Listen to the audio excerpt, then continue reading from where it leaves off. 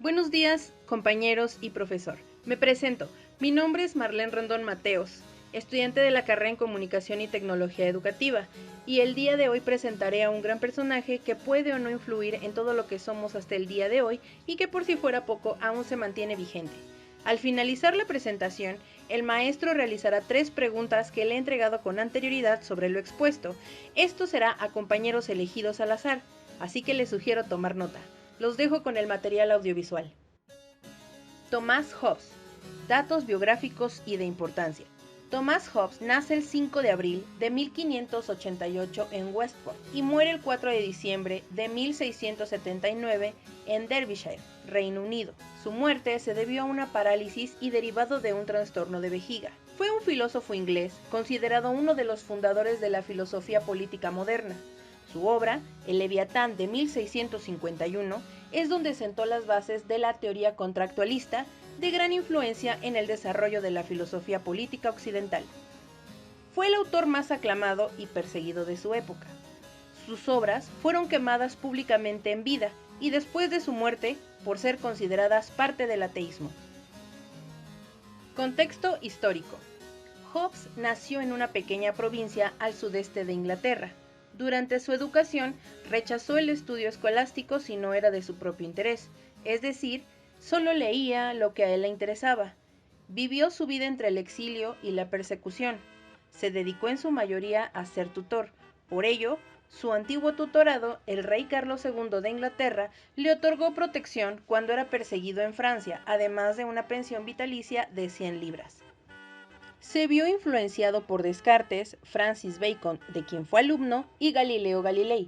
Además, su obra más representativa, El Leviatán, fue una respuesta demasiado acertada como crítica de su época durante la Guerra Civil Inglesa. Solo como contexto y para recordar, la Guerra Civil Inglesa se dividía en 2 bandos.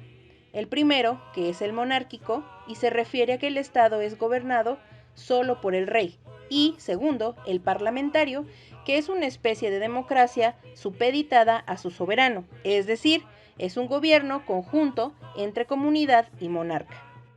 Hobbes se presentó como neutral ante ambos, sin embargo, negaba que el poder o soberanía monárquica provenían de un poder divino, es decir, que no se era rey por designio o descendencia de Dios. Por otra parte, fue heredero de la doctrina postulada por Maquiavelo en El Príncipe, que fue de gran influencia para sus escritos. Vivió dentro de una sociedad feudal monárquica. Fue tutor de quien a la postre sería rey del Estado inglés. Dentro de la Inglaterra de la época, la Iglesia de Inglaterra, también llamada anglicana, de carácter protestante, era la religión predominante de la época. Por ello, fue perseguido y sus escritos fueron tratados de herejía o de ateísmo y después quemados. Filosofía y modelo educativo. Gracias a su pensamiento filosófico con el Leviatán, influyó a Locke con sus 2 tratados sobre el gobierno civil y a Rousseau con su contrato social.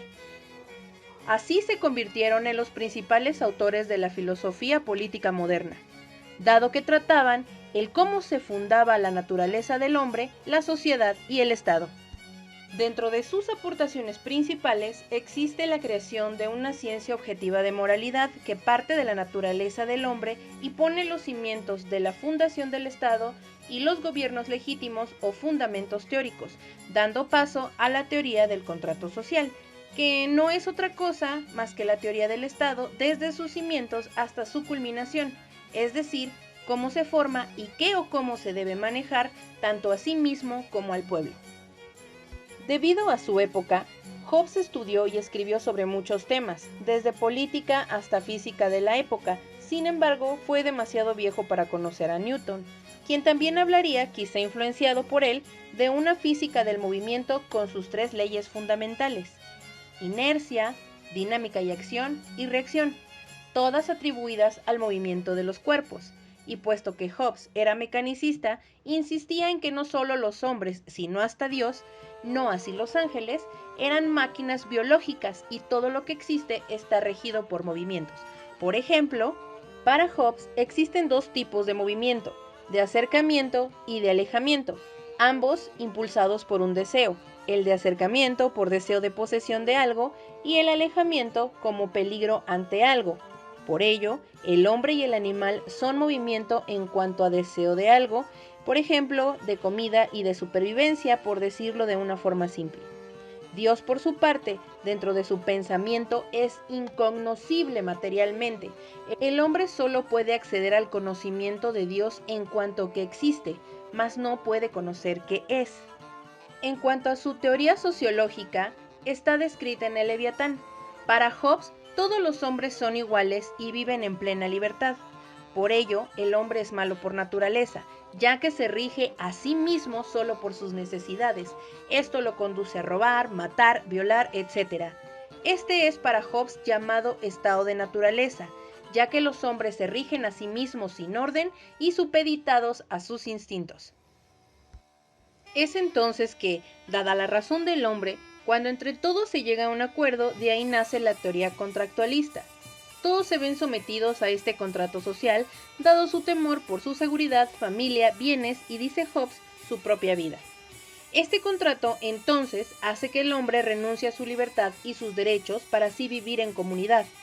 Al renunciar a su libertad y derechos, el hombre le otorga el poder a un soberano que seguirá siendo libre en su totalidad, pero con el objetivo de salvaguardar la seguridad de todos. Por ello, el Estado como monarquía absoluta que plantea Hobbes debe proteger ciertas necesidades básicas de sus súbditos, que las principales son seguridad, educación, trabajo y salud. El Estado es entonces una bestia porque subyuga a los pueblos y deja a uno solo en libertad. Sin embargo, el contrato social obliga al soberano a que en uso de su libertad esté plenamente como representante del pueblo.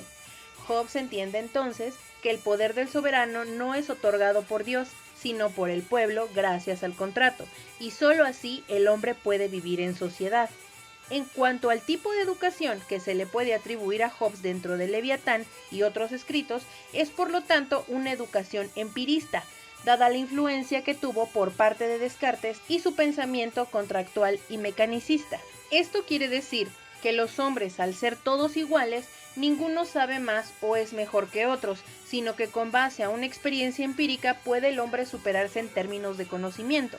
Esto quiere decir que la educación debe ser práctica, sin embargo, no es así en la física o en las matemáticas, ya que éstas se quedan solo como teoría.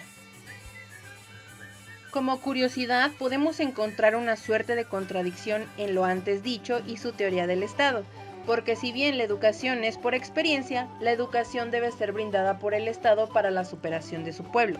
Sin embargo, esta educación está predispuesta a los fines del Estado, pero el Estado, recordemos, existe para salvaguardar los intereses del pueblo.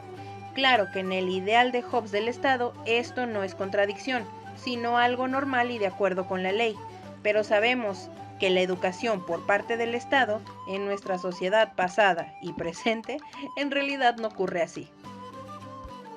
Por ello, se puede entender que la educación en el estado de Hobbes no es otra cosa sino una educación que coaccione a mantener el status quo de esa sociedad o estado, no a manera de reprimir a los estudiantes, sino una especie de prolongada coacción que permita al Estado mantenerse vigente y soberano dentro de los límites de su propia ley, que por lo tanto le permite educar a sus próximos súbditos de la forma en que mejor le plazca, para así mantenerse como poder absoluto.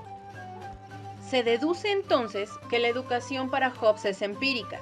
El hombre nace niño, por lo tanto inepto para una sociedad porque no sabe lo que es. Es la educación la que lo hace apto para vivir dentro de la sociedad.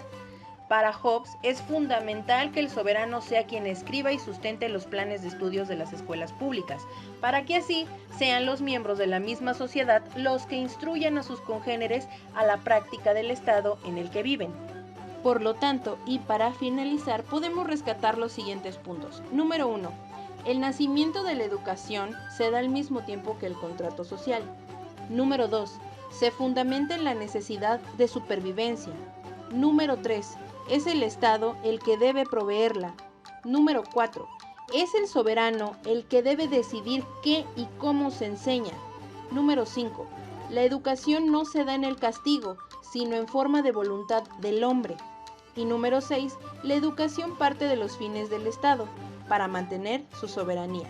En este caso, 1984 y Un Mundo Feliz serían textos justificables. Yo los invito de manera personal a que lean un poco de Michel Foucault.